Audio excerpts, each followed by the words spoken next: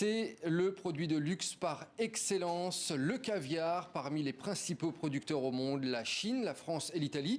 Mais à Madagascar, au nord d'Antananarivo, 3 entrepreneurs français se sont eux aussi lancés dans la production d'œufs d'esturgeon et ça cartonne. Pour nous raconter ce pari un peu fou au départ, Delphine Dabezi-Guiraud, une des 3 fondatrices de la marque Rova, le caviar donc de Madagascar. Merci d'être avec nous sur TV5 Monde. Alors tout d'abord, moi je voulais savoir, Delphine Dabezi-Guiraud, comment vous est venue l'idée de produire du caviar à Madagascar? C'est une sacrée aventure, j'imagine. Oui, c'est une aventure tout à fait exceptionnelle et l'idée est venue de mon mari qui a visionné un reportage sur le caviar d'Aquitaine et donc c'est lui qui a eu l'idée et qui nous a demandé à Alexandre Guerrier et à moi-même si on était partant pour ce projet. Alors quand je parle d'aventure, c'est vraiment le mot parce que oui, entre l'installation, le projet, l'idée et la concrétisation, il ne se passe pas 2-3 mois, il se passe des années. C'est ça, ce sont des années d'incertitude, des années de doute, d'expérience, de ratés, de réussite. Et comment on devient producteur de caviar ? Alors, on apprend beaucoup, on s'informe beaucoup. Mon mari a passé beaucoup de temps sur Google, mon associé Alex aussi. On a fait venir énormément d'experts d'un petit peu partout dans le monde. On s'est beaucoup entouré. On a fait des erreurs, on a recommencé, on ne s'est jamais lassé. Et pourquoi Madagascar? C'est aussi ça la question. Alors Madagascar, c'est d'abord un coup de foudre pour le pays et pour la population, pour les habitants. Donc coup de foudre pour un métier, coup de foudre pour un pays, et hop, on allie les deux et on y va. C'est ça, exactement. Alors vous dites que comme la vanille ou le cacao, Madagascar offre un terroir d'exception, c'est-à-dire...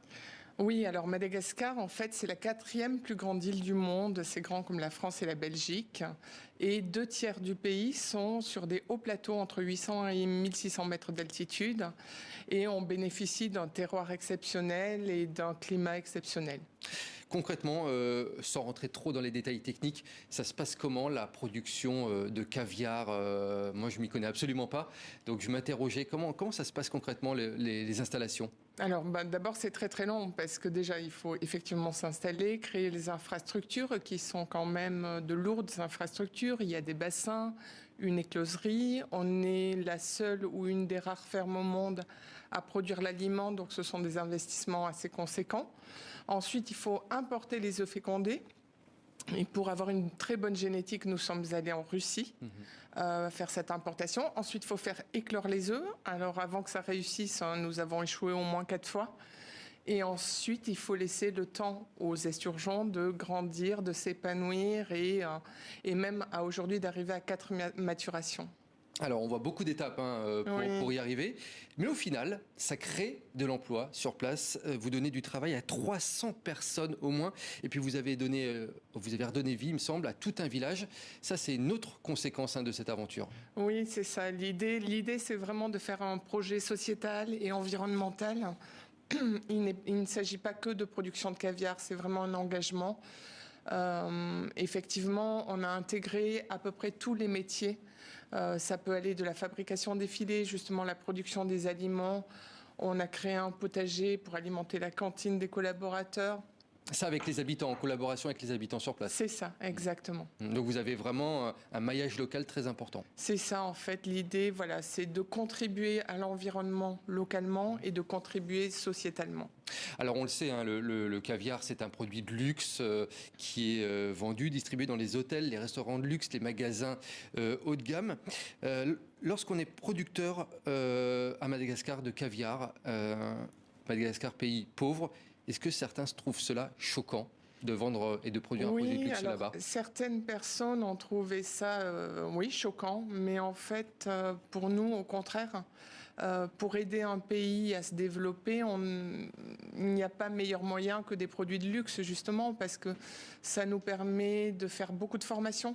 On fait de la formation continue sur l'ensemble des collaborateurs qui rentrent ouvriers et qui finissent cadre supérieur. Ça permet également de faire des dons, par exemple, de chair d'esturgeon à des orphelinats, à donner de la formation, je l'ai déjà dit. Voilà, ça permet de faire beaucoup de choses. Et au contraire, c'est plutôt comme ça qu'on a d'un pays à aller plus loin. Et j'imagine que c'est vu comme une fierté par beaucoup toutefois. Alors vous êtes le seul producteur africain de caviar. Oui. Qu'est-ce qu'il a de plus, votre caviar, par rapport à ceux qu'on peut trouver en France, en Chine, en Italie? Alors, On bénéficie à Madagascar, comme on l'a dit tout à l'heure, d'un climat qui est exceptionnel et d'un terroir exceptionnel. Il faut savoir que Madagascar est connu pour être un pays des plus pauvres du monde, mais c'est aussi, il faut le savoir, l'un des moins pollués du monde. Selon le Global Carbon Project, nous serions 173e sur 188 pays. C'est-à-dire qu'il y a 15 pays moins pollués que Madagascar. Donc ça bénéficie aussi évidemment à l'élevage des esturgeons et au caviar au final. Et voilà, un caviar qui respecte effectivement l'environnement. Merci beaucoup Delphine Dabézi-Guiraud, donc de la marque Rova, fondatrice de cette marque. Merci à vous d'être venue sur le plateau de TV50 pour cette aventure assez extraordinaire. Merci beaucoup. Bien.